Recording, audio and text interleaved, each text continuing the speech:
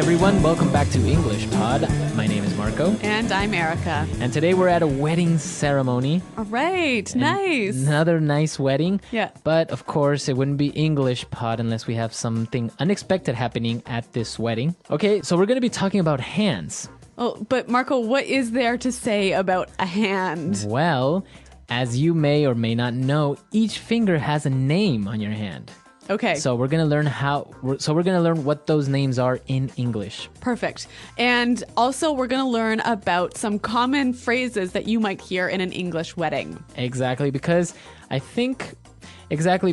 usually it's old English, maybe Yes. English that's not used anymore. All right. Well, I'm excited to find out what this unexpected event is. So let's listen to our dialogue for the first time.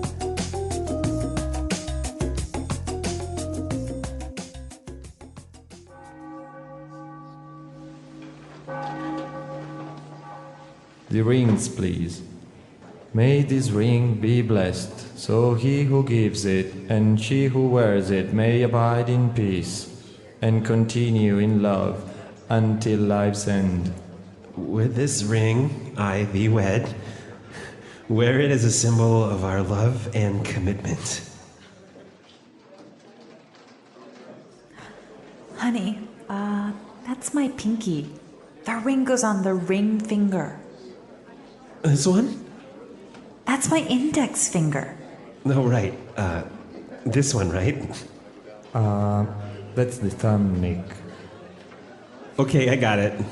This is the ring finger. That's my middle finger, Nick. This is my ring finger.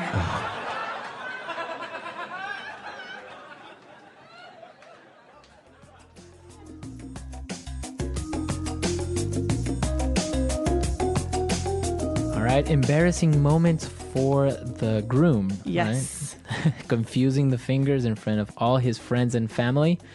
Not good. So I mentioned before that we're going to learn the names of each finger in your hand, so let's get started. Let's take a look at these in Language Takeaway. Language takeaway.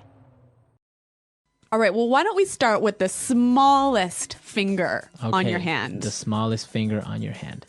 That's called the Pinky. pinky. Sometimes people call it the little finger, Yes. right? Yep. So the pinky. And the next finger, Is the one the groom couldn't find. okay, the ring finger. The ring finger. So this is, of course, like the name says, where the wedding ring is usually placed. on Exactly. this finger. Yep. Now the next one is a controversial finger. That must be the middle finger. Okay, easy, middle finger. So why is it controversial? Well, if you put your middle finger up and you put Like you're doing right now to me? I'm sorry, Marco, I'll do it this way. And all other fingers down, you are making a very rude gesture, It's a a rude sign. So what would you call that? I would call that giving the middle finger. Giving the middle finger. Or I've also heard the phrase flip someone off. Yes, or also flip the bird. Flip the bird, exactly. Yeah. Or give him the bird. Yes. So all phrases that you can use when you are showing only your middle finger to somebody. It's not very polite. No, don't do it. Don't do it. Yeah. Oh, unless somebody deserves it, I guess. Well, All we right. won't talk about that. But what we will talk about is the next finger, The index finger. the index finger. Index finger. So this is the finger you use to point. Right. Yep. The index finger. Any idea why they call it the index finger? Because when you're looking through the index of a book, you always use this finger. Right. I think you also use this finger to pass pages on a book, right? Yeah. Okay, don't believe anything I just told you. Well, we're not sure. Maybe you guys know the real answer to this. All right. And our last finger, the most important one, The thumb. thumb. Thumb. The thumb. Thumb. Okay, so that's the short but fat finger. on The your very hand. movable one. The movable one. The one Yeah. that you use to play PlayStation and all Video that stuff. games. Yeah. Okay, so the pronunciation here. Do you say the B at the end of this word? No, I actually only pronounce the M, the Yes. thumb. The thumb. Yeah, you wouldn't say the thumb. No. Okay, so now that we're clear on all 5 fingers, let's listen to our dialogue again, and then we'll come back and talk about these difficult phrases that the priest used. The rings, please. May this ring be blessed, so he who gives it and she who wears it may abide in peace and continue in love until life's end. With this ring, I thee wed. Wear it as a symbol of our love and commitment. Honey, that's my pinky. The ring goes on the ring finger. This one? That's my index finger. No, right. This one, right? That's the thumb, Nick. Okay, I got it. This is the ring finger. That's my middle finger, Nick. This is my ring finger. Well, this is really common wedding speak, isn't it? Yeah, it's really common. That's what usually the priest or the person who is marrying somebody would say. Well, why don't we look at some of these phrases now? Because it's really interesting to talk about their meaning. So, the first one, may this ring be blessed. May this ring be blessed. May this ring be blessed. So what does it mean when you bless something or someone? Well, usually the religious leader does this, right? And he's giving good wishes to that thing. Could be for an object or to a person, right? Yes. You can be blessed as well. And so these good wishes usually come from God. Okay, great. So what about our next phrase? Abide in peace. Abide in peace. Abide in peace. Wow. So this verb abide, It means to live, to live, Yep. to to be. in peace. Yep.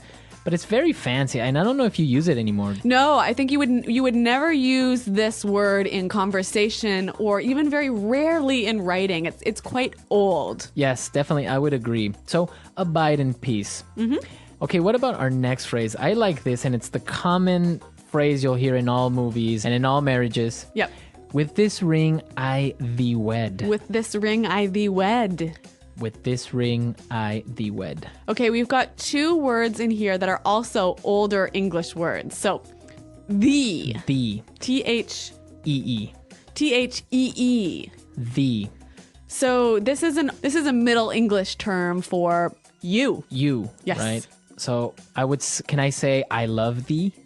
You could. That would be very romantic, but also inappropriate for the office. But it's very old English. I guess you would, if you're reading Shakespeare, you would definitely come upon this, right? Yes, yes. And what about wed? This is also an old verb for the action of marrying someone. So I can say we will be wed next year. But don't say that now because you'll sound quite silly. Yeah. It's too old-fashioned. Yeah, I guess so. But it's good to know, especially if you guys are reading something a Yes. little bit more classical. Or you plan to get married to an English person. All right, and our last phrase. Wear it as a symbol of our love and commitment. Wear it as a symbol of our love and commitment. So now he's referring to the rings, right? Wear the ring Yep. as a symbol, A sign. a representation Yes. of love and commitment. So why would you wear a ring as a symbol of something?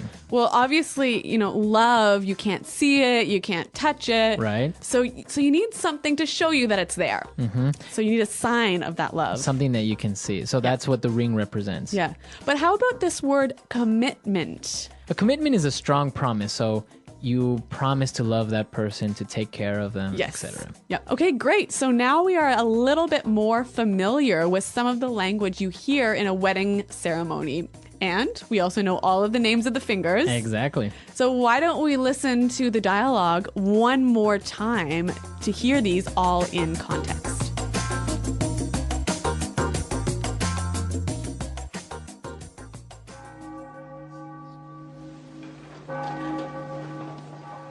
The rings, please.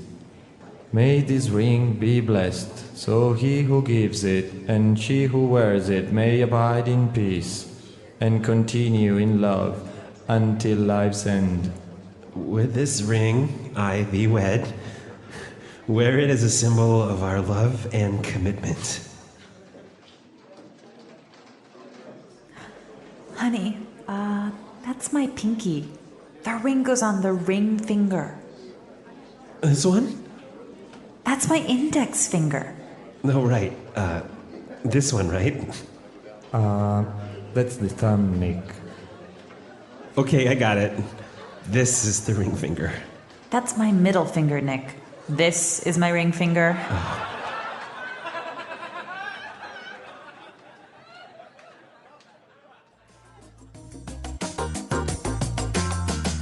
All right, so now it's perfectly clear and a romantic dialogue in the end, Yeah, very romantic. although a little bit embarrassing. Yeah.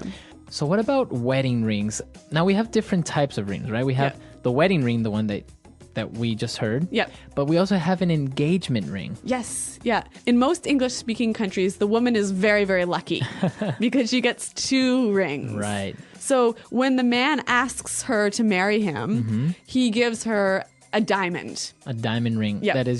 That's the engagement ring. And it's really, really important that he does this. And it's also really important that he spends a lot of money on the diamond. I know about this. Diamonds are forever, right? Yes. And the tradition is you must spend at least 1 month's salary. Wow. Yep. Is that it? Yeah. So the girl gets a diamond engagement ring, and then on wedding day she gets the wedding ring. Yes. And usually, will she wear both of them? Yeah, she'll always wear both of them. So the engagement ring goes closest to you, and then the wedding ring on top. And the engagement ring, it represents... The commitment to marry her. The commitment from the man to marry her. Okay, so that it's a symbol that they will get married. Yes, it's a symbol of the promise. Now, what happens if they break up and they don't get married? Does he get the ring back? I don't know. Okay, here's the rule. If he was a jerk, no. But if it was sort of like a happy breakup, then okay. Okay. I guess it's a big risk, right? Yeah. All right, so that's all for today, guys. Let us know if you guys have any interesting wedding stories. I know that sometimes weddings can be embarrassing. People, I don't know, objecting. Maybe I've seen the groom faint. Or even fall in a pool. Fall in a pool. So if you have any stories, please share them with us. Come to englishpod.com. And also, if you have any questions or doubts, Erica and I are always there to answer them. Well, thanks for listening to this lesson, everyone. And until next time, goodbye. Bye.